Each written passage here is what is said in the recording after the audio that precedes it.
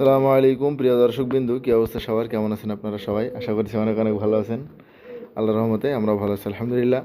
তো দর্শকবিন্দু, এই সিজনে যে আমি বাচ্চাগুলো পেয়েছি দেখতে পাচ্ছেন, এটা না, এটা আমার কেনা বাচ্চা। অল্প দিনে আমাদের একটা বন্ধু বাচ্চাটা ধরেছিল, সে বাচ্চাটা আমি আবার কিনে নিয়েছি। বাচ্চাটা ভালো করে দেখুন এবং কমেন্টে বলবেন যে কী বাচ্চা হতে পারে, গিরিবাজ বা ম্যাড্রাস কিংবা টেডি ফেডি কোনো একটা যদি হয়, তবে আশা করছি গিরিবাজে হবে হয়তো, আর বলবেন। আর এই যে বাচ্চাগুলো দেখতে পাচ্ছেন, এই যে উপরে একটা দেখতে পাচ্ছেন, উপরে ওই যে ওই সাইডে যেটা আছে এবং তার পরেরটাই দুটো হচ্ছে আমার যে লাল যে একটা গিরিবাজ ছিল, লাল বর্ডার গিরিবাজ, ওদের বাচ্চা। এবং এই একটা হচ্ছে নতুন গিরিবাজের বাচ্চা, এই একটা।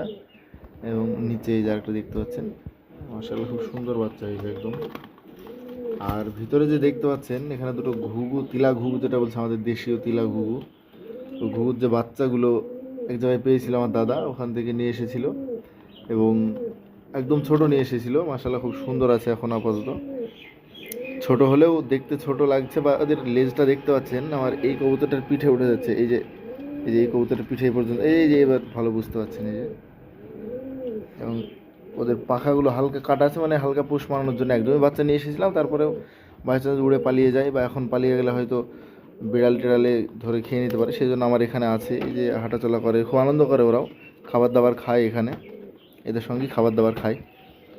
তো বাচ্চাগুলো দেখতে পাচ্ছেন, বাচ্চাগুলো কিছুদিন আগে এই যে বাচ্চাটা দেখতে পাচ্ছেন, হালকা একটু সর্দি লেগেছিল। এই যে এই বাচ্চাটা, এই যে সাদা বাচ্চাটা, সাদা গিরিবাজের বাচ্চাটা, হালকা সর্দি লেগেছিল। তো সর্দিতে আমি কি খাইয়েছি সেটা আমি অবশ্যই শেয়ার করছি আপনাদের সঙ্গে। হালকা হলুদের রস এবং আমাদের যে দেশীয় কালো তুলসীটা আছে, কালো তুলসীর পাতার রস হালকা,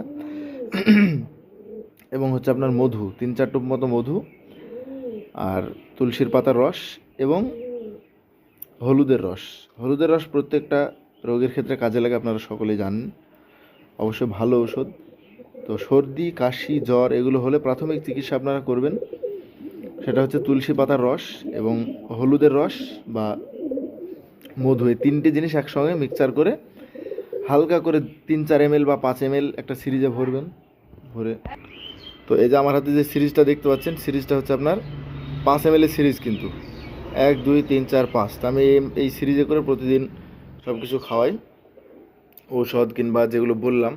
তো বারবার খেয়াল রাখবেন, বা ভিডিওটি আপনারা টেনে বারবার দেখতে পারেন, যে প্রাথমিক এই যে বাচ্চাগুলো দেখছেন, এদেরকে কিন্তু এখন যে ওষুধ খাওয়াতে যাই আমি, এদের কিন্তু প্রচণ্ড প্রবলেম হয়ে যায়, কারণ এদের বয়সই না, একদমই বাচ্চা, কোনো রকমের ঠুকে খাওয়া শিখেছে। তো এদেরকে কালো তুলসীর পাতা, সর্দি, জ্বর, কাশি, এগুলো এই 3টের মধ্যে, এই 3টের ঔষধের কথা বললাম। এর পরবর্তীতে ইনশাল্লাহ আমি সবগুলো আস্তে আস্তে আপনাদেরকে বিস্তারিত বলবো। তো এই 3টে রোগের জন্য, বা বড় পায়রার ক্ষেত্রেও সমস্যা নেই, বড় পায়রার ক্ষেত্রে আপনারা, আমিও একটা পায়রা খাইয়েছিলাম, এই যে আপনাদেরকে দেখাচ্ছি আমি, এই যে দেখতে পাচ্ছেন, এখন খুব সুস্থ, দেখতে পাচ্ছেন কতখানি সুস্থ আছে ও। কবুতর দেখলে বোঝা যায় যে কতটা সুস্থ আর কতটা অসুস্থ। প্রচণ্ড অসুস্থ ছিল, মানে ওখান থেকে কাশছিলাম, আওয়াজ পাচ্ছিলাম, এরকম একটা অসুস্থ ছিল, তারপরে ভালো হয়ে গেছে। তো এদের ক্ষেত্রেও সেম, বাচ্চাদের ক্ষেত্রে সবথেকে ভালো, কারণ বাচ্চাদের এখন ওষুধ প্রয়োগ করলে মারা যেতে পারে, বা আপনার একটা শখের পায়রা মারা গেলে খারাপ লাগবে। সেই জন্য কালো তুলসীর পাতা হালকা মোটামুটি 4-5 টোপ মতো রস, আর মধু 3-4 টোপ মতো, এবং হলুদের রস 5-6 টোপ মতো দিয়ে ওর সঙ্গে হালকা করে পানি মিশিয়ে খাইয়ে দিবেন, ইনশাল্লাহ আশা করছি ভালো হয়ে যাবে। তো আবার অন্য কোনো টপিক নিয়ে, অন্য কোনো বিষয়ে ইনশাল্লাহ পরবর্তী ভিডিও আসছে, আপনারা সকলেই দেখতে থাকুন।